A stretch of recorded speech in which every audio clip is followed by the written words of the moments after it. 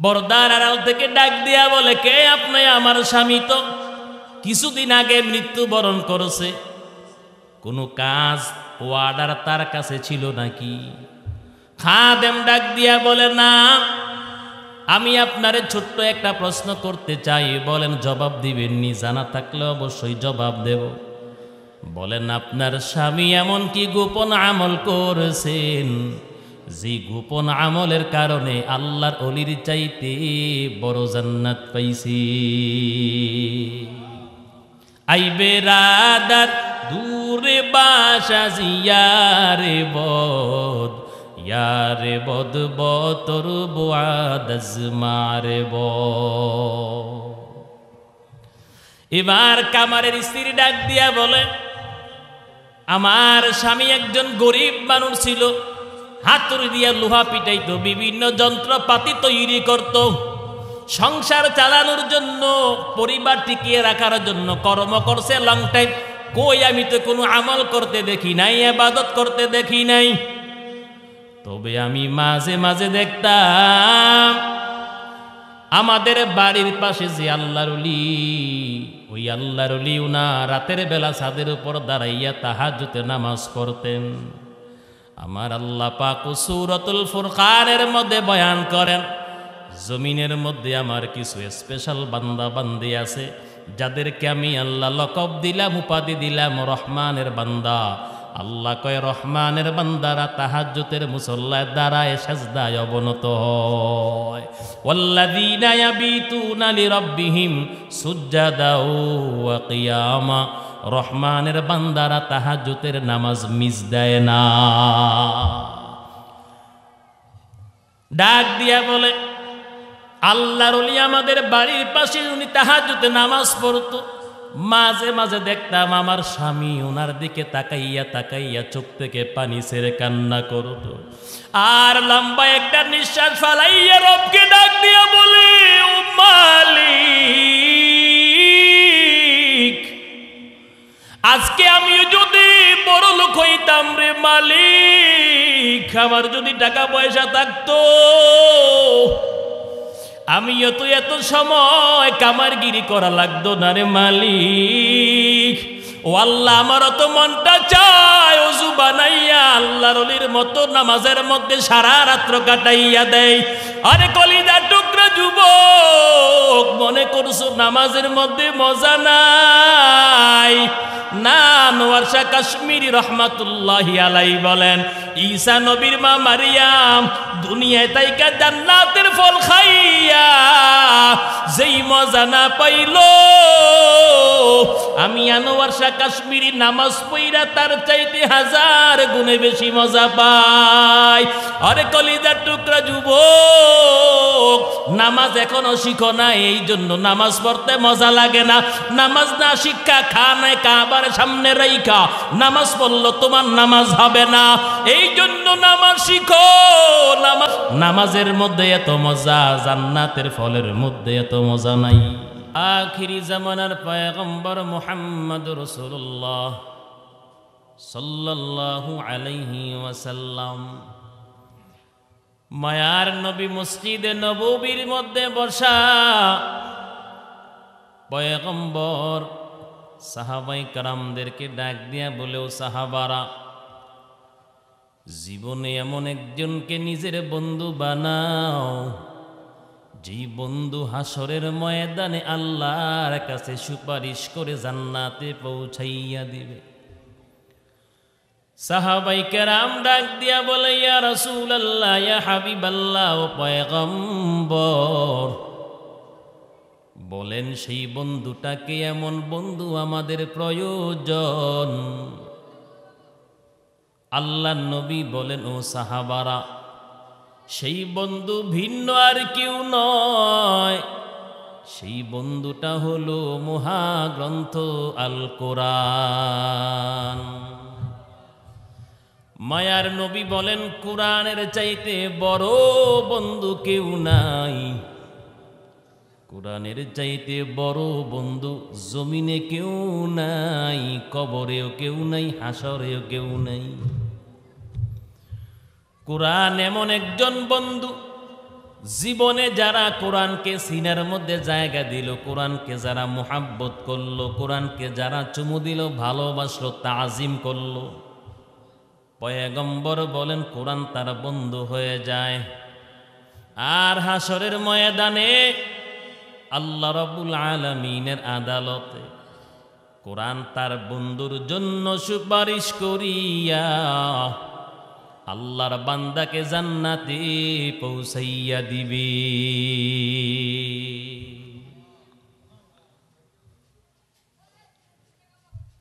তারেক বিন জিয়াদের নেতৃত্বে 12,000 মুসলমান যারা কোরআনের উপর আমল করত, কোরআন তেলাওয়াত করত, কোরআন মাইনা চলত, জীবনে কোরআন বাস্তবায়ন করত, আল্লাহর উপর বিশ্বাস করত, 5 ওয়াক্ত নামাজ পড়ত, জীবনে যা কিছু প্রয়োজন আল্লাহর কাছে চাইতো। কার কাছে চাইতো? আওয়াজ দিয়া বল।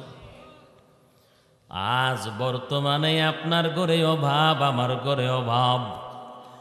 মসজিদে 2 রাকাত নামাজের মাধ্যমে সেজদা দিয়া মালিকের কাছে চাই না। সমাজের মধ্যে, গ্রামের মধ্যে কে সবচেয়ে বড় সুদখোর, পত্তনে টাকা দেয় তার ধারে ধারে ঘুরি। কথা কোন ঠিক না বেটি? আর এই সুযোগে দুনিয়াদার হারামখোর সুদখোরের দল লাভে টাকা নিয়ে টাকার পাহাড় গড়তেছে। আল্লাহর কসম, যতই তুমি দুনিয়ার জমিনে টাকার পাহাড় গড়ো না কেন, মনে করতেছো তোমার মতন বড় লোক সমাজের মধ্যে কেউ নাই। আল্লাহর কসম, ইসলামের দৃষ্টিতে তোমার চাইতে বড় ভিখারি কেউ নাই। কথা বলেন ঠিক না বেটি? 12,000 মুসলমান স্পেনের মধ্যে যখন হামলা চালাইলো কালেমার পতাকা উড়াইয়া দেওয়ার জন্য, কোরআনের বাণী পৌঁছে দেওয়ার জন্য স্পেনে যখন তারা হামলা করলো, বাদশাহ রড্রিক 1 লক্ষ খ্রিস্টান সৈন্য বাহিনী তাদের মোকাবেলায় পাঠাইয়া দিল। মাত্র 12,000-এর সামনে 1 লক্ষ বেঈমান টিকতে পারে নাই। পরাজয়ের গ্লানি সহ্য করতে না পেরে বেঈমান এবং বাদশা সহ সমুদ্রের মধ্যে ঝাঁপাইয়া পড়ছে, আত্মহত্যা করছে। তদানীন্তন সময়ে স্পেনের রাজধানী ছিল কর্ডোবা। ওই কর্ডোবায় মুসলমানরা একটা বড় জাতীয় মসজিদ নির্মাণ করেছিল, যেই মসজিদের মধ্যে পিলারের সংখ্যা হলো 1400। এমন বিশাল বড় মসজিদ মুসলমানরা স্পেনের রাজধানীর মধ্যে কর্ডোবায় বিশাল বড় জাতীয় একটা মসজিদ নির্মাণ করলো। সেই মসজিদের মধ্যে পিলারের সংখ্যা হলো 1400। বার্ষিক ওই মসজিদের মধ্যে যে তৈল আনতো, তৈল খরচ হইত 350 মনের মতন তৈল খরচ হইত। এলাকার মুসলমান আল্লাহর গোলাম যেই মসজিদের মধ্যে একসাথে 1 লক্ষ মুসলমান নামাজ আদায় করত,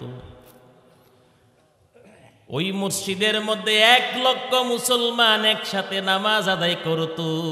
বর্তমানে সেই মসজিদে 2 রাকাত নফল পড়ার মতন কেউ নাই। যতদিন পর্যন্ত, যতক্ষণ পর্যন্ত মুসলমান কোরআনের উপর আমল করবে, আল্লাহর বিধিবিধান পঙ্খানুপঙ্খানুভাবে জমিনের মধ্যে মানবে, বাস্তবায়ন করবে, নিজে নামাজ পড়বে, নামাজ কায়েম করবে, অপরকেও নামাজের দাওয়াত দিবে, নিজে কোরআন তেলাওয়াত করবে, অপরকেও কোরআন শিক্ষা দিবে, নিজে আমল করবে, অপরকেও আমলের দাওয়াত দিবে, ততদিন পর্যন্ত আল্লাহর দ্বীন ইসলাম দুনিয়ার জমিনে জিন্দা থাকবে। আর মুসলমানদের হাতের মধ্যে রাষ্ট্রীয় ক্ষমতা থাকবে। আর যেদিন থেকে মুসলমান তাদের মধ্যে যেদিন থেকে উহান জারি হয়ে যাবে, কোরআনের উপর আমল ছেড়ে দিবে, মরণকে অপছন্দ করবে, মৃত্যুকে তারা অপছন্দ করা যখন শুরু করেছে, মুসলমানরা যখন বিলাসিতায় মগ্ন হয়ে গেল, আস্তে আস্তে কোরআন থেকে যখন তারা দূরে সরে গেল, আল্লাহ রাব্বুল আলামিন জালেম বেঈমান ফার্নিটেড এবং রানী ইসাবিলা তাদের নেতৃত্বে বড় একটা খ্রিস্টানদের সংখ্যা মুসলমানদের উপর দ্বিতীয়বার আবার ঝাঁপাইয়া পড়ল, হামলা করল। আত্মভোলা মুসলমান মাত্র 12,000 পুরোটা স্পেন শাসন করলো, রাজত্ব করলো 800 বছর। একটানা 800 বছর রাজত্ব করার পর ওই মুসলমানরা যখন কোরআন থেকে দূরে সরে গেল, নবীর আদর্শ থেকে যখন দূরে সরে গেল, আল্লাহর বিধিবিধান যখন তারা মানতে যখন অবহেলা গাফলতি অলসতা আরম্ভ করলো, নামাজ যখন বাদ দিল, কোরআন তেলাওয়াত যখন বাদ দিল, কোরআনের উপর যখন আমল ছেড়ে দিল, মৃত্যুকে যখন অপছন্দ করা আরম্ভ করলো, আল্লাহ পাক আরেক দল জালেমকে তাদের উপর চাপাইয়া দিল। এবার চতুর্দিক থেকে ওই আত্মভোলা আল্লাহ ভোলা কোরআন ভোলা মুসলমানদেরকে খ্রিস্টানরা চতুর্দিক বেষ্টন করে রাখলো। এমন একটা পরিস্থিতির সম্মুখীন হয়ে গেল স্পেনের মুসলমানরা। শেষ পর্যন্ত ফার্নিটেড ওই জালেম বাদশার কবল থেকে, খ্রিস্টানদের কবল থেকে বাঁচার জন্য কাকুতি মিনতি শুরু করলো। আর খ্রিস্টানরা বলল, মসজিদের ভিতরে যদি তোমরা ওই মসজিদের ভিতরে যদি আশ্রয় নিতে পারো, যেই মসজিদটা মুসলমানরা 800 বছর আগে কর্ডোবায় নির্মাণ করেছিল, মুসলমানদেরকে আবার জাতীয় মসজিদের ভিতরে ঢুকাইল। বলা হইল, তোমরা যদি প্রাণে বাঁচতে চাও, রাজধানীর সেই মসজিদের ভিতরে প্রবেশ করো। আত্মভোলা মানুষ মুসলমানরা বুঝতে পারে নাই, যেই দরজার বাহির দিয়ে তালা আছে, ওই দরজার ভিতর দিক দিয়েও কিন্তু তালা আছে। কথা কোন ঠিক না বেঠি? এই বেঈমানরা মুসলমানদেরকে এইভাবে বুলবাল বুঝাইয়া জাতীয় মসজিদের ভিতরে ঢুকাইল। তাদেরকে জীবন ভিক্ষা দিবে বলে মসজিদের ভিতরে ঢুকাইয়া প্রত্যেকটা মসজিদের বাহিরের দিক দিয়া তালা লাগাইয়া মসজিদ সহ 7 লক্ষ মুসলমানদেরকে পুরাইয়া মারল। আরো কিছু সংখ্যক মুসলমান প্রাণে বেঁচে গেল, তাদেরকে দৌড়াইয়া ধরল আর বলল, যদি তোমরা প্রাণে বাঁচতে চাও, নদীর পারে বড় বড় নৌকা কিস্তি রাখাছে, ওইগুলোর মধ্যে লাফাইয়া ওঠো, তোমাদেরকে সমুদ্র পার কইরা অন্যত্রে পৌঁছিয়ে দেওয়া হবে। বেজাতির বাচ্চারা, খ্রিস্টানের বাচ্চারা, বেঈমানের বাচ্চারা এইভাবে মুসলমানদেরকে সমুদ্রের মাঝামাঝি নিয়ে গেল। তারা যেই নৌকাটা দিয়া গেল, সেই নৌকার মধ্যে সবাই ওইটা, বাকি মুসলমান যতটা নৌকার মধ্যে ছিল, ওই নৌকার মধ্যে আগুন ধরাইয়া মুসলমানদেরকে বোকা বানাইয়া সমুদ্রের মধ্যে চুবাইয়া ডুবাইয়া মারছে। এই জন্য তামাম পৃথিবীর সমস্ত খ্রিস্টানের বাচ্চারা এই দিনটাকে এপ্রিল ফুল হিসাবে উদযাপন করে, পালন করে, স্মরণ করে। তাদের সাথে সাথে তাল মিলাইয়া আমগো মুসলমানরাও এপ্রিল ফুল পালন করে। বলেন নাউজুবিল্লাহ। ওরে মুসলমান, মাথার মধ্যে যদি কিঞ্চিত পরিমাণ জ্ঞান থাকতো তাহলে অবশ্যই এপ্রিল ফুলের ব্যাখ্যা তুমি তালাশ করতা, ইতিহাস তালাশ করতা। কেন বেজাতি খ্রিস্টানেরা এপ্রিল ফুল পালন করে? এপ্রিল ফুলের অর্থ ব্যাখ্যা হলো বোকার দিবস। বলে বোকার দিবস কিভাবে? স্পেনের মুসলমানদেরকে নৌকার মধ্যে কিস্তির মধ্যে উঠাইয়া তারা সমুদ্রের মধ্যে আগুন ধরাইয়া চুবাইয়া ডুবাইয়া মারল। মুসলমানদেরকে জীবন ভিক্ষা দিবে বলে বোকা বানাইয়া আগুনে পুরাইয়া মারল। এই জন্য তারা মনে করে সেদিন মুসলমানদেরকে আমরা বোকা বানাইলাম। এই জন্য তামাম পৃথিবীর খ্রিস্টানের বাচ্চারা এপ্রিল ফুল পালন করে। তার সাথে তাল মিলাইয়া মুসলমান এপ্রিল ফুলে ওই দিবসে আনন্দ ফুর্তি করে। কথা কোন ঠিক না বেটি? এই ঘটনা থেকে আমরা বুঝতে পারি কেন মুসলমানদের উপরে এত মামলা হামলা, কেন মুসলমান প্রত্যেকটা জায়গায় জায়গায় নির্যাতিত, প্রত্যেকটা স্থানে স্থানে নিপীড়িত, প্রত্যেকটা জায়গায় জায়গায় কেন অবহেলিত।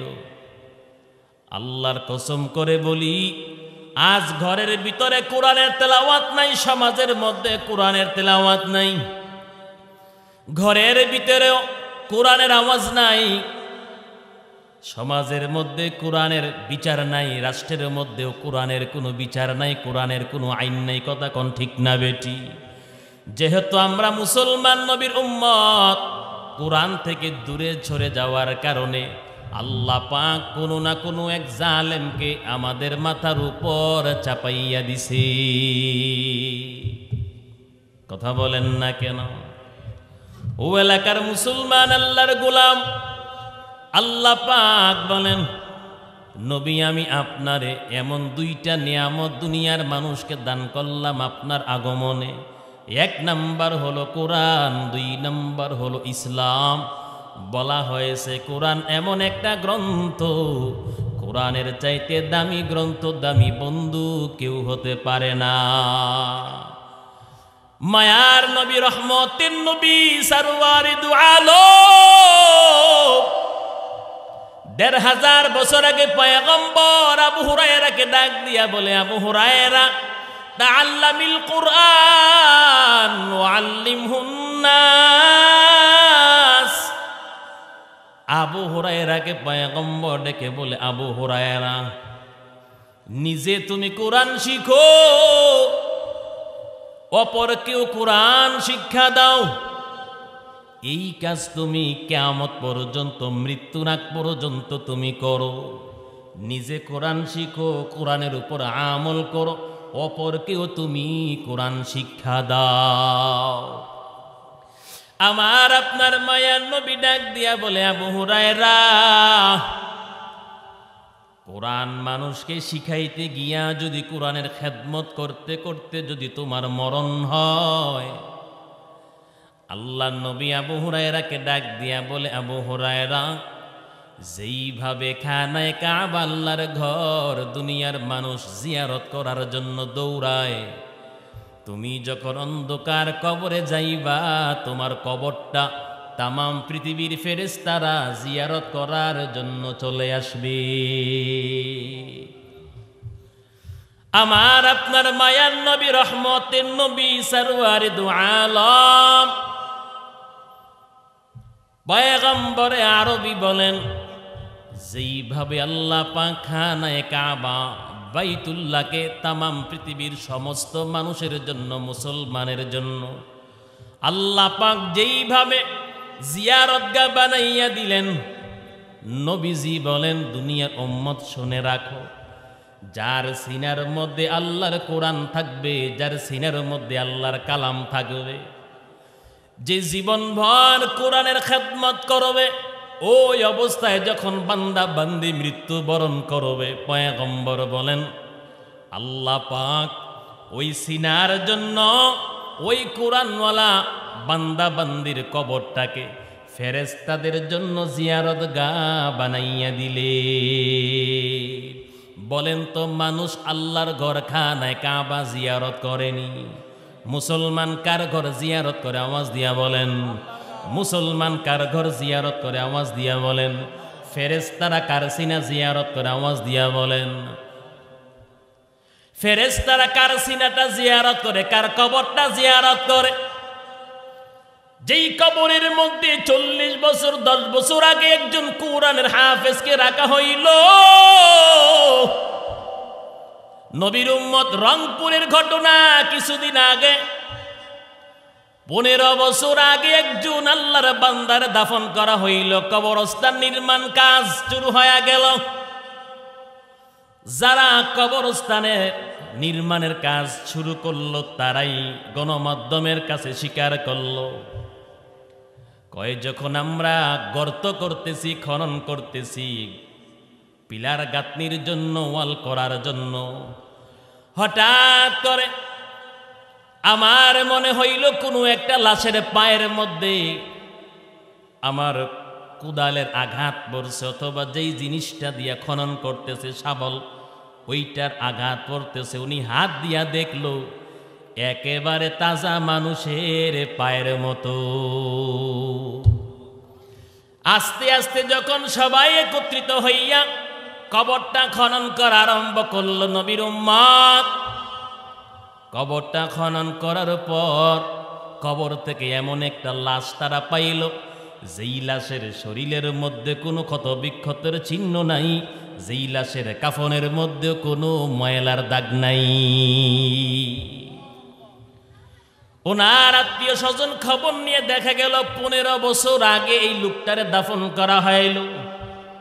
ওরে ভাই, 1 সপ্তাহ না যাইতে শিয়াল শ্রীগাল কারা কারো মৃত ব্যক্তির লাশটা টানাটানি করে কবর থেকে তুইলা নিয়ে খেয়ে ফেলে। কিন্তু 15 বছর হয়ে গেল, কাফনের কাপড়টা দপদপ করতেছে, সাদা ঝলমল করতেছে। এবার ওনার আত্মীয় স্বজন গণমাধ্যমের কাছে সাক্ষাৎ দিল, বলে আমার বাবা অথবা আমার চাচা উনি একজন আল্লাহওয়ালা মানুষ ছিলেন, নামাজ পড়তেন, কোরআন তেলাওয়াত করতেন, জীবনও জবান দিয়ে মিথ্যা বলতেন না, হারামের সাথে জড়িত ছিলেন না, মানুষে ধোঁকা দিতেন না, প্রতিবেশীর আঘাত করতেন না, ভালো ব্যবহার করতেন, কিন্তু সদা সর্বদা ঈমান আমলের সাথে থাকতে। রংপুর বাদ দিলাম, আমগো কুমিল্লার জমিন ওই করেশতলা, আজ থেকে 4 থেকে 5 বছর আগে কবরস্থান নির্মাণ করবে, চতুর্পাশ বাউন্ডারি করবে। হঠাৎ করে যারা খননের কাজে নিয়োজিত ছিল তারা একটা লাশ পাইল, যেই লাশের মধ্যে কোনো ক্ষত বিক্ষতের চিহ্ন নাই, কাফনের মধ্যে কোনো দাগ নাই। সুবহানাল্লাহ বাড়ি যে কইেন, আপনাদের কষ্ট হইতেছে? কষ্ট হইলে মুনাজাত দিয়ে দেব, বলবেন, অসুবিধা নেই। খবর নিয়ে একেবারে তরতাজা মনে হয় সকালবেলা দাফন করা হইল। গুনাহগার হইলে সকালে দাফন করলেও তো বিকালে অস্তিত্ব পাওয়া যায় না, কথা বলেন না কেন? গুনাহগার জাহান্নামী নাফরমান আল্লাহর দুশমন যদি হয়, সকালে দাফন করছে বিকালেও কিন্তু তার অস্তিত্ব রাখে না, কথা কোন ঠিক না বেটি? খবর নিয়ে দেখা গেল এই লোকটা সৌদি আরবে মারা গেছে, তবে সে একজন 15 পারা মুখস্থ কারণেওয়ালা একজন হাফেজ ছিল, 30 পারা মুখস্থ করতে পারে নাই।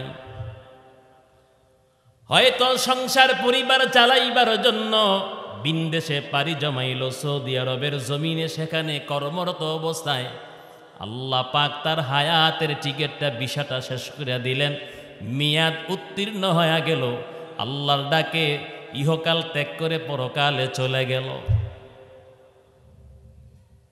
মানুষ বলা বলি করল 10 বছর আগে এই আল্লাহর বান্দা নওজোয়ান যুবক মৃত্যুবরণ করল। মানুষ বলল 10 বছর আগে 1 সপ্তাহের মধ্যেই তো লাশ কুকুর শ্রীগাল দেখে ফেলে, ছিন্ন বিচ্ছিন্ন করে ফেলে। আসলেই মানুষটা এমন কি ভালো আমল করছে? তখন তারা বলা বলি করল 30 পারা কোরআন মুখস্থ করতে পারে নাই, তবে 15 থেকে 10 পারা কোরআন মুখস্থ করছে, যতটুকু মুখস্থ করেছে দৈনন্দিন আমল করেছে, কোরআন তেলাওয়াত করতো। অবসর পাইলে শুধু আল্লাহর কালামটা তেলাওয়াত করতো, আল্লাহর কোরআনটা তেলাওয়াত করতো। এলাকার মুসলমান আল্লাহর গোলাম ও কলিজার টুকরা যুবক ও পর্দার অন্তরালের মা, আজকে বেনারসি কাপড় পরিধান করিয়া স্বামীর বাড়িতে আসছেন গোমা। স্বামীর সংসার গুছাইয়া রাখতে গিয়া, সন্তানদেরকে লালন পালন করতে গিয়া নামাজ বাদ দিলেন, কোরআন তেলাওয়াত করা ভুলে গেলেন, বেপরদায় চলা আরম্ভ করলেন, গুনার কাজে মগ্ন হয়ে গেলেন, আল্লাহর নাফরমানি করা আরম্ভ করলেন। কিন্তু এমন একটা সময় আপনার সামনে হাজির হবে, আপনার সামনে উপস্থিত হবে, বলে আপনার সন্তান আত্মীয় স্বজন সাদা কাপড় দিয়া প্যাকেট বানাইয়া সাদা পালঙ্গের মধ্যে উঠাইয়া জানাজার ময়দানে হাজির করবে। জানাজার পর আপনার আত্মীয় স্বজন সন্তান সন্ততি দাফন করবে। দাফন করে যার যার বাড়িতে চলে যাবে। যেই স্বামীর জন্য, সংসারের জন্য, সন্তানের জন্য আমল করতে পারেন নাই, নামাজ পড়তে পারেন নাই, কোরআন তেলাওয়াত করতে পারেন নাই, আল্লাহর বিধিবিধান পুঙ্খানুপুঙ্খানুভাবে মানতে পারেন নাই, ওই আপনার আদরের স্বামী একটা রাতও আপনার সঙ্গে থাকবে না। যেই সন্তানকে লালন পালন করতে গিয়া, বড় করতে গিয়া কত শত শত নামাজ বাদ দিলেন, কোরআন আগে জানতেন, কোরআন পড়তেন, কিন্তু স্বামীর সংসারে আইসা কোরআন ভুলে গেলেন, কোরআন ছাড়লেন, কোরআন তেলাওয়াত করলেন না, গুনাহ কইরা কইরা জীবনটা পার করলেন। ওই আদরের সন্তান কিন্তু আপনার কবরে একটা সেকেন্ডও, একটা মিনিটও থাকবে না, একটা মুহূর্তও থাকবে না। অতএব দুনিয়ার জমিনে যে যাই কিছু করি না কেন, যখন আমরা সময় পাবো অবশ্যই আমল করব। আমল যদি ময়দানে যারা আছেন জান্নাতে যদি যেতে চান, অবশ্যই নেক আমল লাগবে মুমিন। কারণ নেক আমল ছাড়া জান্নাতের আশা করা বোকামি, বিয়ে ছাড়া সন্তানের আশা করা যেমন বোকামি, অবশ্যই নেক আমল ছাড়া জান্নাতের আশা করা বোকামি। আমার কথনে আল্লাহ পাক বলেন, ফাম্মা মান তাকুলাত মাওয়াজিনু ফাহুয়া ফি ঈশাতির রাদিয়াহ। আল্লাহ পাক সূরাতুল কারিয়ায় বলেন, যার মিজানের পাল্লাটা, নেকের পাল্লাটা ভারী হবে, আমি আল্লাহ পাক তারে সুখ শান্তিময় জান্নাতে বসবাস করার মতন সুযোগ করে দেব। যার মিজানের পাল্লাটা, নেকের পাল্লাটা ভারী হয়ে যাবে, ওই বান্দা বান্দি জান্নাতে বসবাস করবে সুখে শান্তিতে। অতএব বোঝা গেল, জান্নাতে যদি যেতে চান অবশ্যই নেক আমল লাগবে। কি লাগবে আওয়াজ দিয়া বলেন? কি লাগবে আওয়াজ দিয়া বলেন? নেক আমল লাগবে কিনা আওয়াজ দিয়া বলেন? অতএব কুরআনুল কারীম এমন একটা গ্রন্থ, আল্লাহ পাক আমাদেরকে নবীর আগমনে দুনিয়ার মানুষরে কোরআনটা দান করলেন। বলা হয়েছে কোরআন, যেই কোরআনটা আপনি মাত্র একটা অক্ষর পড়তে দেরি, আল্লাহ পাক 10টা সওয়াব দিতে দেরি করেন না। আর কোরআনের চাইতে বড় বন্ধু কেউ নাই। রহমতের নবী 1500 বছর আগে হাদিস বর্ণনা করেন, ক্বালা রাসূলুল্লাহি সাল্লাল্লাহু আলাইহি ওয়াসাল্লাম, আল কুরআনু শাফিউন মুশাফফাউন ওয়া মাহিল্লুন মুসাদ্দাকুন মান জাআলাহু আমামা কাদাহু ইলাল জান্নাহ। মায়ার নবী বলেন, দুনিয়ার জমিনে যারা কোরআনকে তাজিম করবে, সম্মান করবে, ইজ্জত করবে, কোরআন শিখবে, কোরআন তেলাওয়াত করবে, কোরআনের উপর আমল করবে, আল্লাহ নবী বলেন কোরআন তার বন্ধু হয়ে যাবে। আর এই কোরআন ওই বন্ধুর জন্য আল্লাহর কাছে সুপারিশ করবে। আর আল্লাহ পাক কোরআনের সুপারিশ অবশ্যই কবুল করবেন, ওই বন্ধুরে জান্নাতে পৌঁছাইয়া দিবে। আজ আমরা কোরআন তেলাওয়াত ছেড়ে দিলাম, যার কারণে আমগো ঘরের মধ্যে শান্তি নাই, সমাজের মধ্যে শান্তি নাই, রাষ্ট্রের মধ্যেও শান্তি নাই। কথা কোন ঠিক না বেটি? ও নবীর উম্মত, কেন আজকে আমগো মুসলমানদের এই করুণ হালাত? কেন আজকে আমাদের এই দশা? বেলা খায় কিন্তু মুসলমানদের দিলের মধ্যে কোনো শান্তি নাই। কথা কোন ঠিক না বেটি? দেখেন না, শুরু হয়ে গেল আমগো পার্শ্ববর্তী দেশ ভারত। ওই ভারতের মুশরিকরাম গরে খানার ভয় দেখায়, ভারতের মুশরিকরাম গরে বিছানা দেওয়ার ভয় দেখায়। কিন্তু ওরা জানে না মুসলমান জাতি এমন একটা জাতি, তারা খানার উপর ভরসা করে না, তাওয়াক্কুল করে না, বিছার উপর তাওয়াক্কুল করে না, ভরসা করে না। তারা আমার আল্লাহর উপর তাওয়াক্কুল করে। কার উপর তাওয়াক্কুল করে? কার উপর ভরসা করে? মুসলমান কার উপর ভরসা করে? আওয়াজ দিয়া বলেন। কারণ ওই বেঈমানরা তো জানে না মুসলমানদের ধারক এবং বাহক আল্লাহ, মুসলমানদের সাহায্যকারী আল্লাহ। আল্লাহ পাক নিজেই বলেন, ওয়ামা লাকুম মিন দুনিল্লাহি মিন ওয়ালিয়্যু ওয়ালা নাসীর।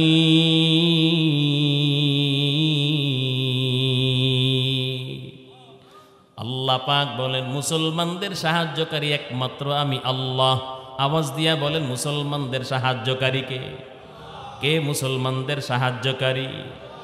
মুসলমানদের সাহায্যকারী একমাত্র আল্লাহ। আল্লাহ পাক নিজেই কোরআনের মধ্যে বর্ণনা করেন। অতএব দুনিয়ার কোন জালেম, স্বৈরাচার, দুনিয়ার কোন জালেমের সাহায্য আমাদের দরকার নাই। কথা বলেন না কেন? আমাদেরকে কে রিজিক দেয়? আমাদেরকে কে খাওয়ায়? আমাদেরকে কে বাঁচায়? আওয়াজ দিয়া বলেন। আল্লাযী খালাকাল মাউতা ওয়াল হায়াতা লিয়াবলুয়াকুম আইয়ুকুম আহসানু আমালা ওয়া হুয়াল আজিজুল গফুর। বলেন তো আমাদের জীবন কে দান করলেন? কে দান করলেন? আওয়াজ দিয়া বলেন। আমাদের জীবন কে দান করলেন? মরণ কে দান করলেন? আওয়াজ দিয়া বলেন। ও নবীর উম্মত, আজ আমগো পার্শ্ববর্তী দেশ ভারত, ওই দেশের একজন মূর্খ মন্ত্রী ঘোষণা দিছে, আমরা মুসলমানদেরকে পেঁয়াজ আলু দিবে না, আমগরে না খাওয়াইয়া মারবে। নাউযুবিল্লাহ বলেন। বেঈমানরা মনে করে তারা হলো রিজিকের চাবিকাঠি। বেঈমানরা মনে করে তাদের হাতে, বিশেষ করে ভারত মনে করে তারা আমাদেরকে পেঁয়াজ না দিলে আমরা পেঁয়াজ না খাইয়া মরব। আলো যদি দেওয়া বন্ধ করে, বিভিন্ন দ্রব্যমূল্য যদি আমাদেরকে দেওয়া বন্ধ করে, আমরা বাংলাদেশের মুসলমান না খাইয়া মরব। কিন্তু মুশরিকরা তো আমার আল্লাহর কোরআন পড়ে নাই, নবীর হাদিস তো পড়ে নাই। আল্লাহ পাক নিজেই বলেন, ইন্নাল্লাহা হুয়ার রাজ্জাকু যুল কুওয়াতিল মাতিন। আল্লাহ পাকের আগের আয়াতে বলেন, আমি আল্লাহ চাই না তোমরা আমারে খাওয়াও, আমি আল্লাহ চাই না তোমরা আমারে খাওয়াও। আল্লাহ পাক বলেন, আমি নিজেই তো তোমাদের রিজিক জোগাড় করে দেই। বলেন তো কে আমাদেরকে রিজিক খাওয়ায়? বলেন তো কে আমাদেরকে রিজিক দান করে? ভারতের মুশরিকরা কি আমাদের রিজিক বন্ধ করে দিলে আল্লাহকে আমাদেরকে না খাওয়াইয়া মারবে নাকি? কথা বলেন, না খাওয়াইয়া মারবে নাকি? খানার অভাবে, খানা না খাইয়া জমিনের মধ্যে আল্লাহ পাক, খানার অভাবে জমিনে আল্লাহ পাক কাউরে মারে না। ও নবীর উম্মত, মানুষের জন্য কর্মসংস্থার ব্যবস্থা আছে না নাই? বলেন তো একটা কুকুরের জন্য কয়টা ফ্যাক্টরি আছে? বলেন তো গাছের মধ্যে যে পশু পাখি বসবাস করে, ওই পশু পাখির জন্য কয়টা কর্মস্থল আছে? কথা কোন ঠিক না বেঠি? জঙ্গলের মধ্যে হাজার হাজার আল্লাহ পাকের সৃষ্টি জানোয়ার বসবাস করে, কত পশু পাখি সেখানে বসবাস করে। বলেন তো তাদের জন্য কয়টা গার্মেন্টস আছে? বলেন তো তাদের জন্য কয়টা ফ্যাক্টরি আছে? ও নবীর উম্মত, তাদেরকে আল্লাহ পাক যদি উদর পূর্ণ করে খাওয়ায়, যে আল্লাহ পাক বলেন মানুষ তোদেরকে আমি আল্লাহ আশরাফুল মাখলুকাত বানাইলাম, ও নবীর উম্মত বলেন তো আল্লাহ পাক যদি গাছে বসবাসরত পাখির আল্লাহ পাক উদর পূর্ণ করে খাওয়াইতে পারে, কুকুর বিড়ালকে যদি আল্লাহ পাক রিজিক দিতে পারে, বলেন তো আমরা আশরাফুল মাখলুকাত সেই আল্লাহকে আমাদেরকে রিজিক দিতে পারেন না? কথা বলেন না কেন? কথা বলেন। আল্লাহ পাক বলেন রিজিক তো দিলাম আমি আল্লাহ, পবিত্র উত্তম রিজিক দান করলাম। ওয়ারযাকনাহুম মিনাত তাইয়্যিবাত ওয়া ফাদ্দালনাহুম আলা কাসীরিম মিম্মান খালাকনা তাফদীলা। আল্লাহ পাক বলেন রিজিক তো দিলাম, ওয়ারযাকনাহুম মিনাত তাইয়্যিবাত, পবিত্র রিজিক আমি আল্লাহ দিলাম। কুকুর শ্রীগাল যেই খাবার খায় মানুষ, তোমাদেরকে আমি আল্লাহ এই খাবার খাওয়াবো না। আল্লাহ পাক বলেন তোমাদের জন্য আমি আল্লাহ নরম নরম কুরমা পোলাওর ব্যবস্থা করলাম, দামি দামি ফলের ব্যবস্থা করলাম, কিন্তু আমি আল্লাহ কুকুর এবং শ্রীগালকে এমন খাবার খাওয়াই না তোমরা খাইয়া যেইটা থাকে সেই জুডা খাইয়া কুকুর বিড়াল জীবন চালায়। কথা বলেন না কেন? তাহলে আলু পেঁয়াজ বন্ধ করলে আমরা বুঝি না খাইয়া থাকবো? কথা বলেন, আমরা বুঝি না খাইয়া থাকবো? রে বেঈমান, তোর আলু পেঁয়াজ তুই খা, আমগো দরকার নাই। কথা ঠিক না বেঠি? এরপরেও দল মত নির্বিশেষে কে কি দল করলো সেটা দেখার বিষয় না, ওইটা এখন দেখার টাইম নাই। যেহেতু বেঈমানের বাচ্চারা স্লোগান দিছে আমাদের বিরুদ্ধে, মুসলমানদেরকে না খাওয়াইয়া মারবে, মুসলমানদেরকে চতুর্দিক দিয়ে চাপ দিবে, অতএব ভাই ভাইয়ের মধ্যে ভেদাভেদ দ্বন্দ্ব ভুলে গিয়ে এক প্ল্যাটফর্মে এসে ঐক্যবদ্ধ হয়ে মুশরিকদের বিরুদ্ধে আওয়াজ তোলার দরকার আছে না নাই? বেঈমানদের মোকাবেলায় কে কি দল করলো সেটা দেখার টাইম নাই। কথা বলেন না কেন? বেজাতির মোকাবেলায় কে কি দল করলো সেটা দেখার সময় নাই। মুসলমান ঐক্যবদ্ধ হয়ে আল মুসলিম আখুল মুসলিম এর উপর আমলের মাধ্যমে এক প্ল্যাটফর্মে আসা বেজাতির বিরুদ্ধে সোচ্চার হওয়ার দরকার আছে না নাই? 12,000 মুসলমান যদি 1 লক্ষ সৈন্য বাহিনীকে পরাজিত করতে পারে, আরে মুশরিক শুনেরা, বাংলাদেশের 1 কোটি মুসলমান তোর দেশের 2 কোটি বেঈমানকে প্রতিহত করতে মুসলমানের সময় লাগবে না। কথা কোন ঠিক না বেঠি? মনে করছো কামান আছে, পারমাণু অস্ত্র আছে?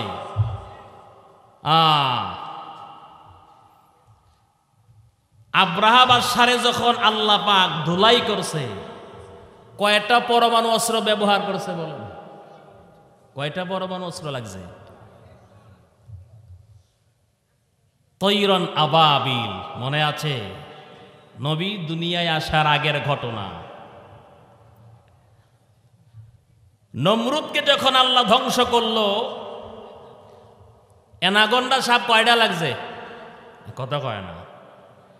ফেরাউনকে যে আল্লাহ ধ্বংস করছে, কয়টা পরমাণু অস্ত্র লাগছে? ফেরাউনকে ধ্বংস কইরা মুসা নবী এবং তার উম্মত মুমিনদেরকে আল্লাহ পরিত্রাণ দান করলেন, নিষ্কৃতির পথ বের করে দিলেন। নমরুদকে আল্লাহ ল্যাংড়া মুসা দিয়া সাইজ কইরা ইব্রাহিম নবী এবং তার অনুরাগীদেরকে আল্লাহ মুক্তি দিলেন। কথা কোন ঠিক না বে ঠিক? আবু জাহেল উতবা সাহেবা এই মক্কার বড় বড় বেঈমানদেরকে আল্লাহ পাক ধ্বংস কইরা মুহাম্মদ সাল্লাল্লাহু আলাইহি সাল্লাম এবং তার উম্মত অনুরাগী সাহাবায়ে কেরামদেরকে আল্লাহ পাক বিজয় দান করে জমিনে ইসলামকে প্রতিষ্ঠিত করলেন। কথা কোন ঠিক না বে ঠিক? এখনো যদি কোনো বেঈমান মুসলমানদের উপর চোখ বাঁকা করে তাকায়, লাল চোখ দিয়ে তাকায়, অবশ্যই আল্লাহ পাক এই বেঈমানদেরকে ধ্বংস করে মুসলমানদেরকে বিজয় দান করবে। কথা কোন ঠিক না বে ঠিক? ওমাইয়া তাওয়াক্কাল আলাল্লাহি ফাহুয়া হাসবু। আল্লাহ পাক বলেন আমার উপর যারা ভরসা করার মতন করবে আমি আল্লাহ তার জন্য যথেষ্ট হয়ে যাই। অতএব আমরা কার উপর ভরসা করি? কথা কন, শুধু বিপদে নাকি সব সময়? কথা কয় না। শুধু কি বিপদে না সব সময়? ওরা মনে করছে ভিসা বন্ধ করে দিলে, বর্ডারে হামলা চালাইলে, আলু পেঁয়াজ দ্রব্যমূল্য দেওয়া বন্ধ করে দিলে আমরা মাথা নত করব, ইসকন নামে উগ্রবাদী সন্ত্রাসী জঙ্গি এই সংগঠনকে আমরা সাপোর্ট দেব। ওরা জানে না আমগো মুসলমান ভাই ফিলিস্তিনের জমিনে ৭৫ বছর পর্যন্ত ইসরায়েল রক্তপিপাসু হায়নাদের সামনে মাথা নত করে নাই, এখনো করে নাই। যদি মাথা নত করত অবশ্যই ফিলিস্তিনের মুসলমানরা রাজার হালতে বসবাস করত। কথা কোন ঠিক না বেঠি? কত বছর? ৭৫ বছর ফিলিস্তিন ইসরায়েলের অত্যাচার, নির্যাতন, জুলুম কত বছর ধরে সহ্য করতেছে বলেন? ৭৫ বছর। এখনো ফিলিস্তিনের নওজোয়ান আল্লাহর মকবুলিয়ত মুজাহিদের বাহিনী হামাস তাদের সামনে মাথা নত করে নাই। কথা কয় না? কথা কয় না? ঠিক না বেঠিক? অতএব সাম্প্রদায়িক দাঙ্গা এগুলো বাংলাদেশের মুসলমান আগেও পছন্দ করে না এবং এখনো আমরা এটা সাপোর্ট করি না। কথা কোন ঠিক না বেঠি? কিন্তু আমগো বাংলাদেশে থাইকা ওরা তো বাংলাদেশে এক কথা বললে হয় মায়ের পেটের ভিতরে আছে।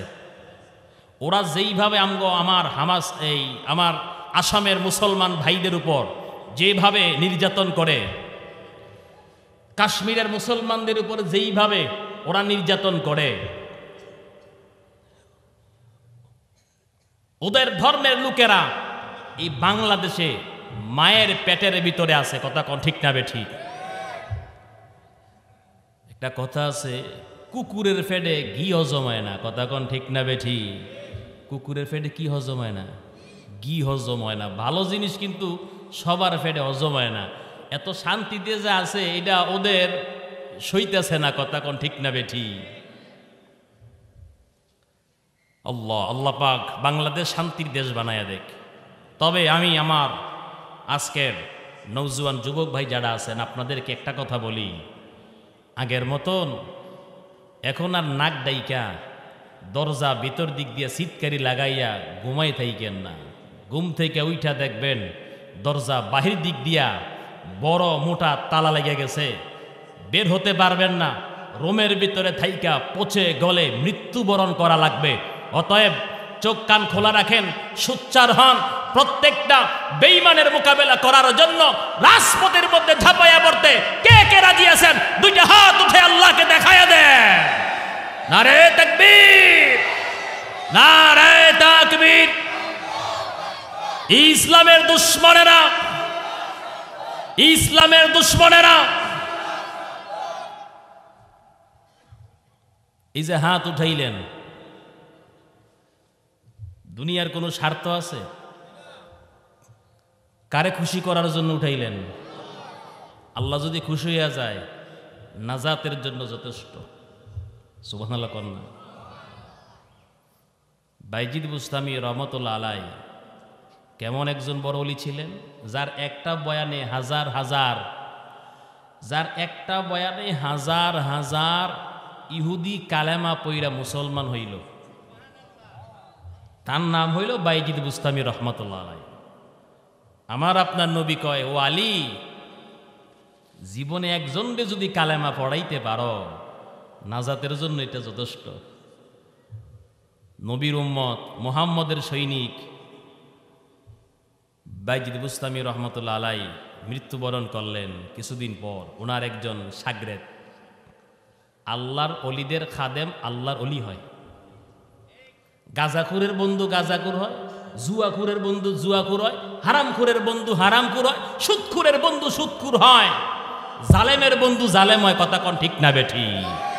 কোন জালেমের বন্ধু ইরানের প্রেসিডেন্ট হতে পারে না, পাকিস্তানের প্রেসিডেন্ট হতে পারে না, ইরাকের প্রেসিডেন্ট হতে পারে না। কথা কোন ঠিক না বেঠি? কোন স্বৈরাচারের বন্ধু আফগানিস্তানের বন্ধু হতে পারে না। কথা কি বুঝছেন নাকি না এখনো বাকি আছে বোঝা? স্বপ্নে দেখার পর খাদেম বলতেছে, হুজুর জীবনে তো একটা সেকেন্ডও সময় নষ্ট করলেন না, কত আমল করছেন। আল্লাহ পাক খুশি হইয়া কোন আমলের বিনিময়ে আল্লাহ খুশি হয়ে আপনারে মাফ করছে। বাইজিদ বুস্তামি রহমতুল্লাহ আলাই বলেন যে ইবাদত করতে করতে কত সিঁড়ি পার হইলাম, কিন্তু আল্লাহ পাক আমারে ছোট্ট একটা নফল ইবাদতের উসিলায় মাফ করছে। সুবহানাল্লাহ। কইতাম নি নফল ইবাদতটা? তিনি বলেন আমি রাতের বেলা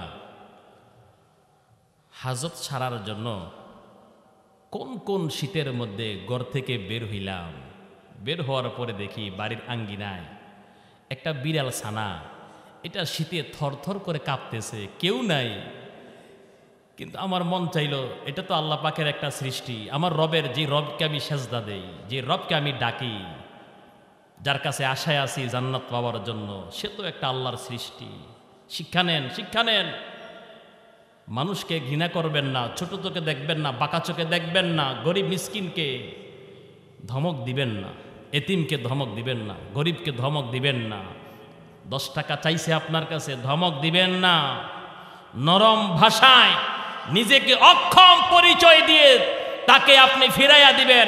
ভিক্ষুককে ধমক দেওয়ার কথা আল্লাহ পাক সূরা দুহার মধ্যে নিষেধ করেছেন, এতিমকে ধমক দেওয়ার কথা সূরা দুহে আল্লাহ পাক নিষেধ করেছেন। খবরদার, সাবধান। আপনি যে অক্ষম, আপনি যে দিতে পারবেন না, ভিক্ষুকের সামনে নরম ভাষায় সেটা প্রকাশ করেন। বলছেন কে? আমার আল্লাহ। কে বলছেন? ওয়া আম্মা সাইলা ফালা তানহার। তাফসীরটা খুলে দেখবেন। মাস্তানি কইরেন না। আপনি কোটি টাকার মালিক, আপনি লাখপতি, অহংকার কইরেন না। এই ভিক্ষুকের ভাঙ্গা থালটা আপনার হাতে দিয়া বিকালে আল্লাহ আপনাকে রাস্তার ফকির বানাইতে একটা সেকেন্ড তো সময় লাগবে না। কিসের মাস্তানি আপনার? কিসের বাহাদুরি? কথা বলেন, কিসের বাহাদুরি? যারা ফুটপাতে ঘুমায় তারে মানুষ মনে করবেন, যারা এই কোন শীতে পাতলা কাতা গায়ে দিয়ে ঘুমায় তারে মানুষ মনে করবেন। আপনার চেয়ে অনেক দামি, কারণ তার মৃত্যুর পর কিছু নাই, হিসাবও কম, জান্নাতি। আর আপনি হাসরের ময়দানে দাঁড়াইয়া থাকতে থাকতে আপনার 14টা বাজবো। কথা কয় না? কয়টা বাজবো? 14টা বাজবো। একদল কি কইব জানেননি?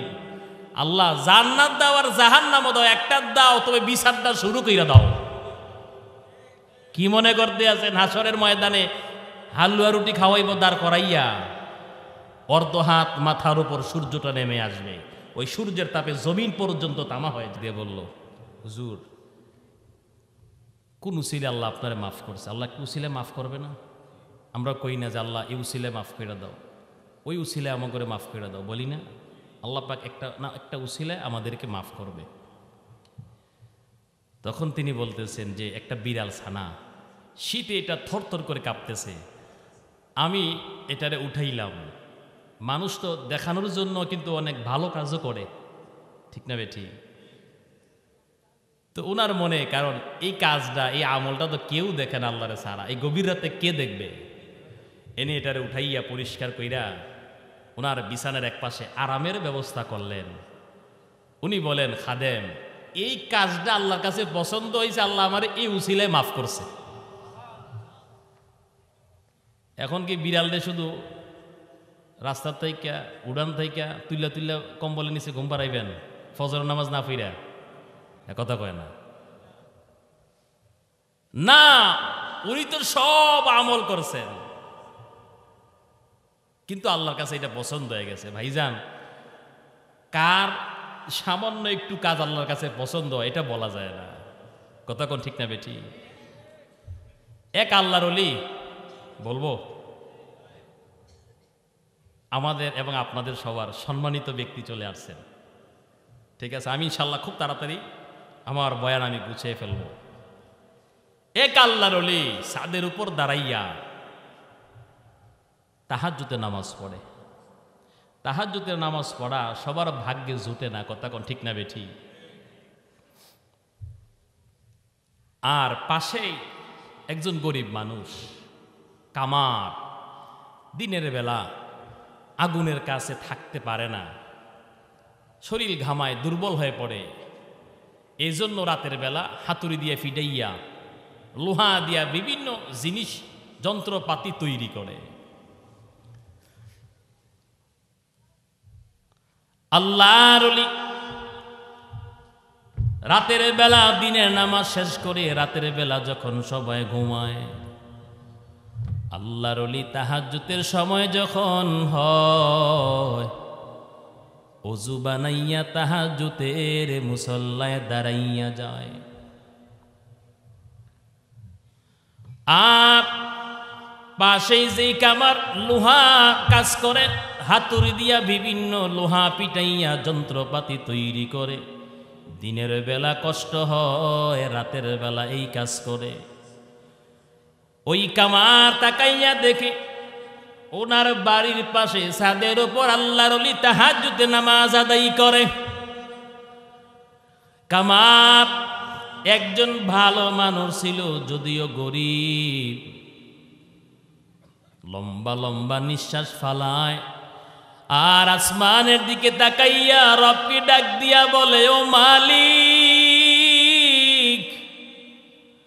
আমিও যদি ওনার মতন বড় লোক হইতাম, আমার যদি সম্পদ থাকতো, আমার যদি মাল থাকতো, আমি তো এত পরিশ্রমের কাজ লং টাইম নিয়ে আমি করা লাগতো না রে আল্লাহ। আজকে গরিব হওয়ার কারণে কামারগিরি কইরা আমার খাইতে হয়। লম্বা লম্বা নিঃশ্বাস ফালাইতো কামার, আর আসমানের দিকে তাকাইয়া চোখ থেকে পানি ছেড়ে কান্না করতো। কিন্তু সংসার চালাইতে হইতো, এই জন্য ইবাদতে বেশি সময় দিতে পারতো না। 1 বছরের আগামাতায় উভয় দুনিয়ার জমিন থেকে চিরবিদায় নিয়ে চলে গেল। হঠাৎ একদিন আল্লাহর ওলির বিশেষ একজন খাদেম স্বপ্নে দেখে আল্লাহর ওলিকে খাদেম ডাক দিয়া বলে, আল্লাহর ওলি, আল্লাহ পাক আপনারে ইবাদতের বিনিময়ে কেমন জান্নাত দান করেছে। আল্লাহর ওলি ডাক দেয়, কয় ও খাদেম, আল্লাহ পাক আমারে কেমন আবার জান্নাত দান করবে? আমার চাইতে দামি জান্নাত আমার বাড়ির পাশের কামারে আল্লাহ পাক দান করছে। আমারে আর কেমন জান্নাত দিবি রে খাদেম? আমার চাইতে দামি জান্নাত আল্লাহ পাক আমার বাড়ির পাশের ওই যে গরিব কামারে দান করেছে। কথোপকথন চলতেছে, ফজরের আজানের ধ্বনি খাদেমের কানের মধ্যে যখন পৌঁছে গেল, ঘুম ভেঙে গেল। জুবানাইয়া ফজরের নামাজ জামাতের সঙ্গে আদায় করল, ডানে বামে না যাইয়া সোজা কামারের বাড়িতে গিয়া হাজির। আড়াল থেকে ডাক দিয়া বলে, বাড়িতে কেউ আসেননি? কামারের স্ত্রী যদিও গরিব, কিন্তু বিবির জীবনও কোনোদিন বেপরদায় রাখে নাই, বেপরদায় চালাই নাই। আজকে আমরা ডান হাতে বাম হাতে কামাই করি, টাকার অভাব নাই, বিবিরে রাস্তায় ছেড়ে দেই, পার্কে ছেড়ে দেই, রেস্টুরেন্টে ছেড়ে দেই, কোনো খবর নাই। উপযুক্ত মেয়েটারে বাহিরে বের করে দেই, ছেলেটারে বের করে দেই, কোনো খবর নাই। কথা কোন ঠিক না বেটি? বর্দার আড়াল থেকে ডাক দিয়া বলে, কে আপনি? আমার স্বামী তো কিছুদিন আগে মৃত্যুবরণ করেছে। কোনো কাজ অর্ডার তার কাছে ছিল নাকি? খাদেম ডাক দিয়া বলে, না, আমি আপনারে ছোট্ট একটা প্রশ্ন করতে চাই, বলেন জবাব দিবেননি? জানা থাকলে অবশ্যই জবাব দেব। বলেন, আপনার স্বামী এমন কি গোপন আমল করেছেন যে গোপন আমলের কারণে আল্লাহর ওলির চাইতে বড় জান্নাত পাইছি? আইবে রাদার দূরে বাসা জিয়ারে বদ, ইয়ারে বদ বতর বুয়াদাজ মারে ব।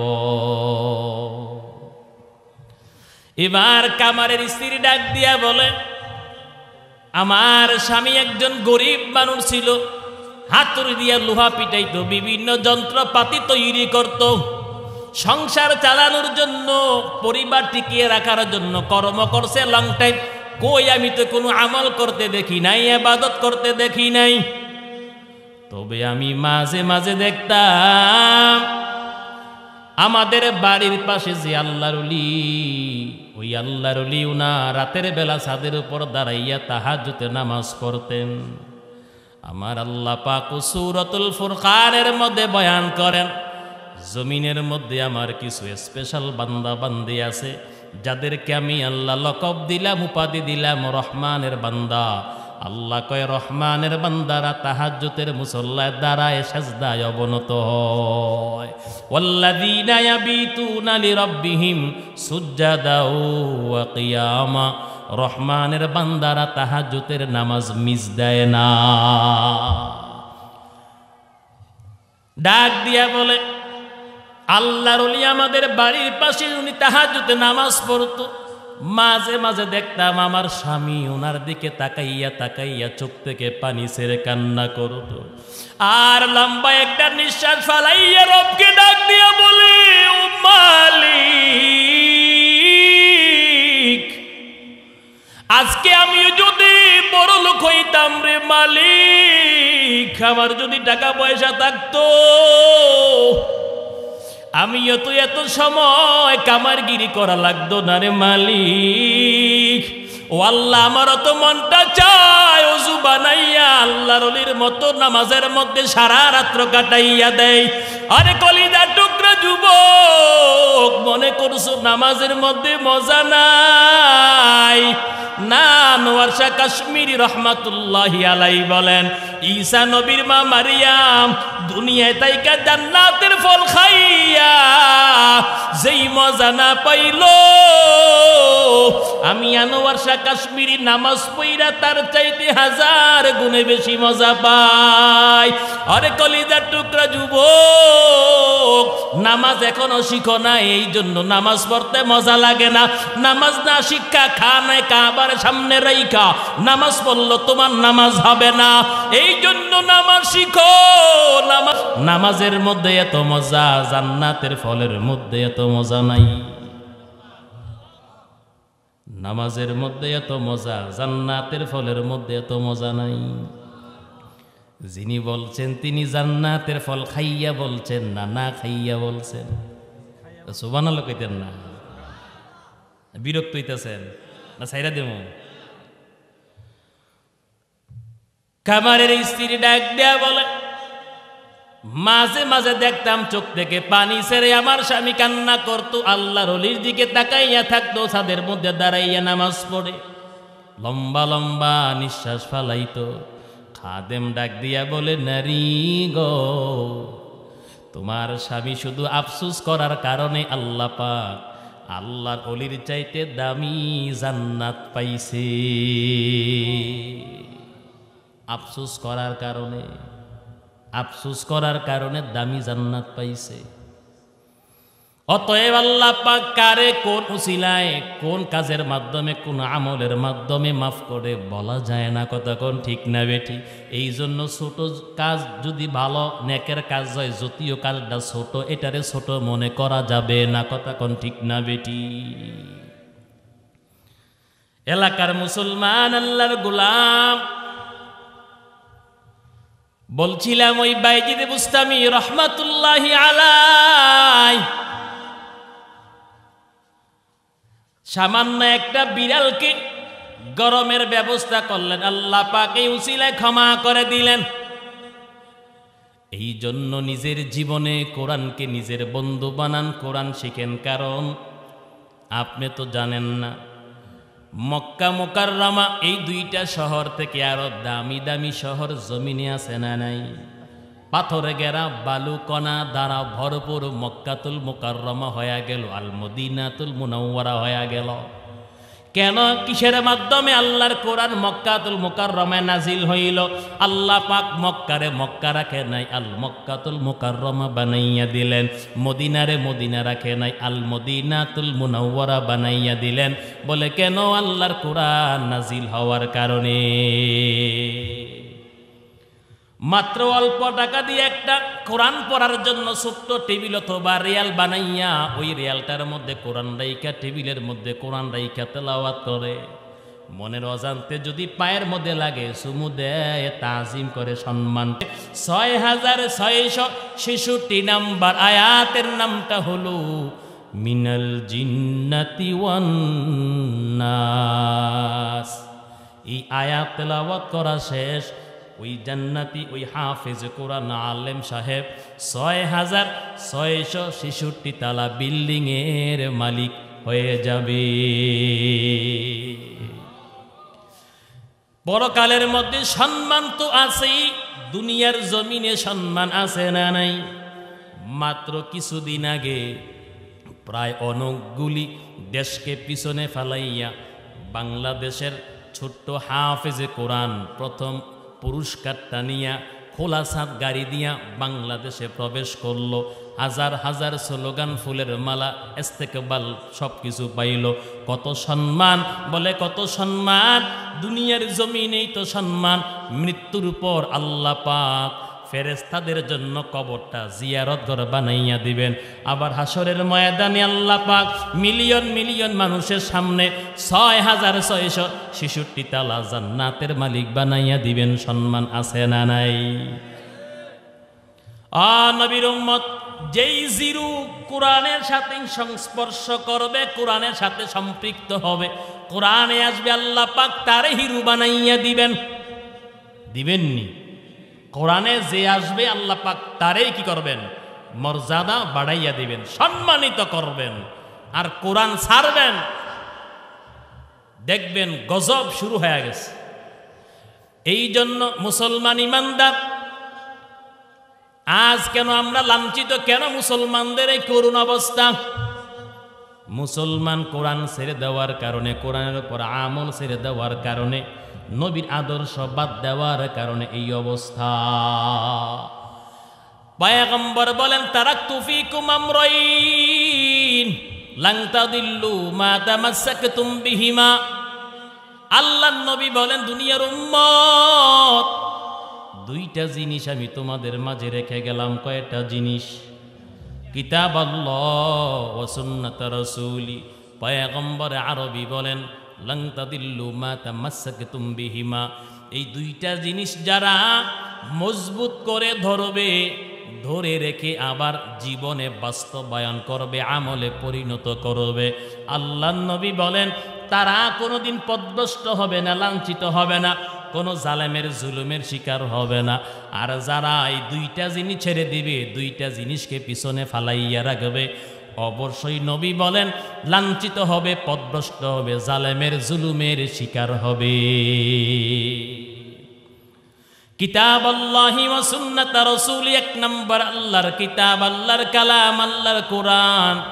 দুই নম্বর নবীর সুন্নাহ, নবীর আদর্শ। বলেন তো বর্তমানে আমরা কোরআনের কাছাকাছি না কোরআন থেকে অনেক দূরে থাকি? বলেন না কেন? বলেন তো বর্তমানে আমরা কি নবীর আদর্শের কাছাকাছি নাকি অনেক দূরে চলে গেছি? বলেন না কেন? এই কারণে আজকে মুসলমান নির্যাতিত, নিপীড়িত, অবহেলিত। কথা কোন ঠিক না বেটি? নবীর উম্মত আর কোরআনের শানে যারা জমিনের মধ্যে বেয়াদবি করবে, কোরআন শিখবে না, কোরআন পড়বে না, কোরআন জানবে না, কোরআনের মাহফিল বন্ধ করবে, কোরআনের বয়ান বন্ধ করে দিবে, কোরআনের মাহফিলের মধ্যে বিশৃঙ্খলা সৃষ্টি করবে, নিজেও কোরআনের ধারে না, কোরআনের কাছে যায় নাই, কোরআনের ছোঁয়া পায় নাই, অন্যদেরকেও কোরআন ছুঁইতেও দেয় নাই, কোরআনের ছোঁয়া কলিজার মধ্যে লাগাইতেও দেয় নাই। এমন জালেম জমিনের মধ্যে আছে না নাই? কথা কয় না? নিজেও তো নামাজ পড়ি না, আরেকজনকেও নামাজ পড়ার সুযোগ দেই না। নিজে কোরআন পারি না, পড়ি না, আরেকজনকেও কোরআন শিখার জন্য সুব্যবস্থা করে দেই না। কথা কয় না? নিজেও বুঝদা, রোজা রাখি না, আরেক অন্যদেরকেও রোজা রাখার মতন সুযোগ করে দেই না। এলাকার মুসলমান আল্লাহর গোলাম যারা নিজে কোরআন শিখে নাই, পয়গম্বর বলেন যারা কোরআন শিখে না তারা তো ফরজ তরক করার কারণে হারাম কবিরা গুনাহে লিপ্ত। কারণ আল্লাহ নবী বলেন ইলমে দ্বীন শিক্ষা করা প্রত্যেকটা মুসলমান নারী এবং পুরুষের উপর ফরজে আইন। সবাই শিখতে হবে, ফরজ। যারা এখনো কোরআন শিখেন নাই, নবীর আদর্শ নবীর সুন্নাহ মানেন না, ফরজ তরক করার কারণে আপনাদের কবিরা গুনাহ হচ্ছে। তাই নয়,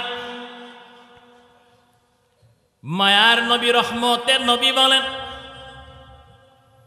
কোরআন নিজে পড়ে না, পারেও না, আবার কোরআনের তেলাওয়াতে বাধা প্রদান করা, কোরআনের মাহফিলে বাধা প্রদান করা, কোরআনের শানে বেয়াদবি করা। যারা কোরআনের সাথে জমিনের মধ্যে বেয়াদবি করবে, কোরআনকে পিছে ফালাইয়া রাখবে, ঘরের ভিতরে আল্লাহর কালাম থাকার পর যুগ যুগ পার হইয়া গেল, আল্লাহর বান্দা বান্দি তেলাওয়াত করে না, কোরআনের সাথে বেয়াদবি। আমার আপনার মায়ার নবী বলেন, ওমান জাআলা খালফা যহরিহি সাকাতাহু ইলান নার। মায়ার নবী বলেন, যারা কোরআনকে পিছে ফালাইয়া রাখবে, কোরআনের সাথে যারা বেয়াদবি করবে, সিনার মধ্যে কোরআন জায়গা দিবে না, আল্লাহ নবী বলেন এই কোরআন ওই নাফরমানকে ধাক্কা মারিয়া জাহান্নামের মধ্যে নিক্ষেপ করবে। নাউজুবিল্লাহ। পয়গম্বর ভিন্ন হাদিসের মধ্যে বলেন, যার সিনার মধ্যে কোরআন নাই, তার সিনাটা উজার ভিটার মতন, যেই ভিটার মধ্যে মানুষ বসবাস করে না, যেই ভিটার মধ্যে মানুষ বসবাস করে না, যেই ঘরের মধ্যে মানুষ বসবাস করে না, সাধারণত যেই বাড়িতে মানুষ বসবাস করে না, ওই বাড়ির মধ্যে স্বাভাবিক জিন্নাত ভূত পেতনি খবিসরা সেখানে আশ্রয় নেবে, বসবাস করবে।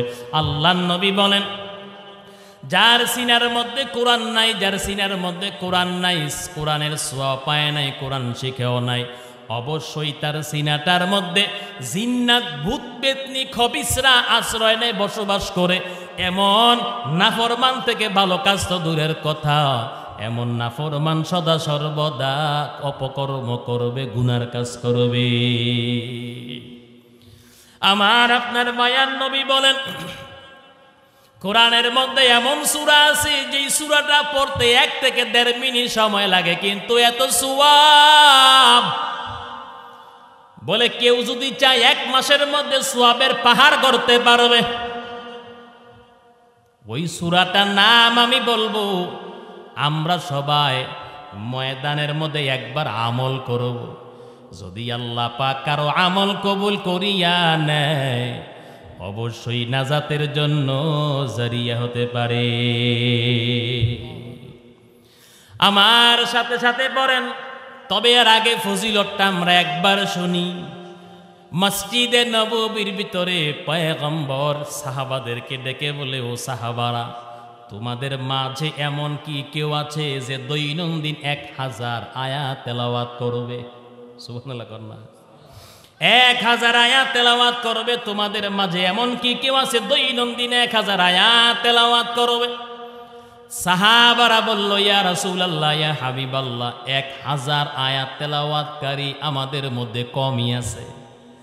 কারণ কোরআনের মধ্যে সবচাইতে বড় সূরার নাম হলো সূরাতুল বাকারা, আয়াতের সংখ্যা হলো 286। কয়টা আয়াত বলেন? 286। এত লম্বা সূরা, 1000 আয়াত তেলাওয়াত, 1000 আয়াত কিন্তু অনেক বেশি হয়ে যাবে। কথা কোন ঠিক না বেঠি? মায়ার নবী, রহমতের নবী বলেন, সাহাবারা শুনো, কোরআনের মধ্যে এমন একটা সূরা আছে পড়তে বেশি সময় লাগবে না, আল্লাহ পাক সাথে সাথে 1000 আয়াত তেলাওয়াত করার সওয়াব দান করবে। ওই সূরার নাম কি বলবো? আমার সাথে একবার তেলাওয়াত করেন, পড়েন সবাই, বিসমিল্লাহির রহমানির রহিম। আলহাকুমুত তাকাসুর হাত্তা যুরতুমুল মাকাবির কাল্লা সাওফা তা'লামুন সুম্মা কাল্লা সাওফা তা'লামুন কাল্লা লাউ তা'লামুনা ইলমাল ইয়াকিন লাতারাবুন্নাল জাহিম ثم لترونها عين اليقين ثم সুম্মা লাতুসআলুন্না ইয়াওমাইযিন আনিন নাঈম। আল্লাহু আকবার বলেন। পড়তে কত মিনিট লাগছে? 5 মিনিট, 2 মিনিট, এর আগেই শেষ। কথা কোন ঠিক না বেঠি? 1000 আয়াত তেলাওয়াত করার সওয়াব আল্লাহ পাক আপনার আমার আমল নামায় দান করছেন। আমি আপনাদের কাছে এই ছোট্ট একটা আমলের কথা বললাম এবং আমার সাথে আপনার অঙ্গীকারবদ্ধ হন। যদি আমার সাথে ওয়াদাবদ্ধ হতে পারেন তাহলে এতক্ষণ যে চিল্লা পাল্লা করলাম, এতক্ষণ যে বয়ান করলাম, আজকের বয়ান সার্থক হবে। দৈনন্দিন আমি 10 বার বলবো না, 5 বার বলবো না, দৈনন্দিন 1 বার হলেও সূরাত তাকাসুর তেলাওয়াত করবেননি সবাই? ইনশাল্লাহ করবেন তো সবাই? 1000 আয়াত তেলাওয়াত করার সওয়াব। যদি আপনি নেক হিসাব করতে যান, পৃথিবীর মধ্যে এখনো কোনো আধুনিক যন্ত্র বের হয় নাই যেটার হিসাব আপনাকে পঙ্খানুপঙ্খানুভাবে বের করে দিতে পারবে। রমজানে যদি তেলাওয়াত করেন শুধু এই সূরাটা, তাহলে তো আর কথাই নাই। কারণ রমজান মাসে 1 এ 70, আপনি একটা হরফ তেলাওয়াত করছেন 10টা সওয়াব, এক একটা সওয়াবকে আপনি 70 দিয়ে গুণ করবেন। কি সম্ভব? পৃথিবীতে বিজ্ঞানীরা এমন কোনো যন্ত্র এখনো বের করতে পারে নাই যে আপনি কোরআন তেলাওয়াত করে সওয়াব পঙ্খানুপঙ্খানুভাবে এর হিসাব আপনি বের করতে পারবেন। সম্ভব না। অতএব যারা কোরআনের সামনে বেয়াদবি করবে, কোরআনকে যারা ছেড়ে দিবে, দূরে সরাইয়া রাখবে, বলেন তো কবরের মধ্যে তারা কি শান্তিতে থাকবে না অশান্তিতে থাকবে? কবরের মধ্যে রহমত না বরকত হবে নাকি অশান্তি হবে? বলেন কবরের মধ্যে শাস্তি হবে না শান্তি হবে? কথা বলেন না। নবীর উম্মতির দল আর যারা কোরআনকে ছেড়ে দিবে, কোরআনের আমল ছেড়ে দিবে, আল্লাহ রাব্বুল আলামিন যেদিন হাসরের ময়দানটা কায়েম করবেন, আল্লাহ পাক বলেন আল ইয়াউমা তুজজা কুল্লু নাফসিম বিমা কাসাবাত লা যুলমাল ইয়াউম ইন্নাল্লাহা সারিউল হিসাব। নবীর উম্মত, আল্লাহ পাক যখন ট্রাইব্যুনাল কায়েম করবে, মানুষ দুনিয়ার জমিনে কি কি করছে আল্লাহ পাক সব প্রকাশ করবে, মানুষের সামনে তুলে ধরবে। আল্লাহ পাক বলবেন, আমি আল্লাহ এমন একজন মালিক, আমি আল্লাহ এমন একজন বিচারক, আজকে দিনে কারো উপর আমি জুলুম করব না। নবীর উম্মত, হাসরের ময়দানটা কিন্তু একটা ময়দান হবে। কয়টা ময়দান বলেন? এটা কি মাটির নিচে হবে না মাটির উপরে? একথা কয় না। আল্লাহু আকবার। যে সিরিয়ার জমিনে বর্তমানে মানুষের রক্তের হোলি খেলা হচ্ছে, সেই সিরিয়ার জমিনটা হাসরের ময়দান এখান থেকে শুরু হবে। যতটুকু দরকার আল্লাহ পাক ততটুকু জায়গা নেবেন। সুবহানাল্লাহ কন্যা। আগুন সবাইকে ধাওয়াইয়া ওই সিরিয়ার ময়দানে হাজির করবে। যে সিরিয়ার জমিনে গৃহযুদ্ধ বহুত দিন আগ থেকেই চলতেছে, এখন তো আরও রক্তপাত, সাধারণ মানুষ জীবন দিতেছে, বিদ্রোহীরা বিভিন্ন শহর দখল করে লাইছে। আল্লাহ হেফাজত করুক না আমি, আল্লাহ হেফাজত করুক বলেন আমি। হাসরের ময়দান কিন্তু একটা, যেহেতু আমাকে বিষয় দেওয়া হয়েছে মুসলমানদের বর্তমানে অবস্থায়, মুসলমানদের বর্তমানে অবস্থা, বর্তমানে পরিস্থিতি কি? বলে মুসলমান বর্তমানে কোরআন থেকে দূরে, ইসলাম থেকে দূরে, আল নবীর আদর্শ থেকে দূরে, এই জন্য লাঞ্ছিত। কথা এখন ঠিক না বেটি? সংক্ষিপ্তভাবে বললাম, কিয়ামতের হাসরের ময়দানে বিভীষিকা কি হবে ওই বিষয়ে আমাকে আলোচনা করার জন্য বলা হয়েছে, বিষয় দেওয়া হয়েছে। হাসরের ময়দান কিন্তু একটা হবে। কয়টা হবে বলেন? হাসরের ময়দান কিন্তু একটা হবে। ওই একই ময়দান, একই জায়গা। যারা দুনিয়ার জমিনে কোরআন পড়েছে, কোরআনের উপর আমল করছে, মুমিন বান্দারা ওই হাসরের ময়দানে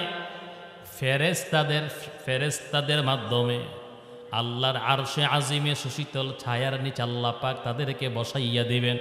বলা হয়েছে নবী রাসূলদের সাথে হাফেজে কোরআন আলেমরা, আল্লাহর মুমিন বান্দারা, নেককার বান্দারা আরশে আজিমের ছায়ার নিচে বসবে, হেমেল দুলা খাবে।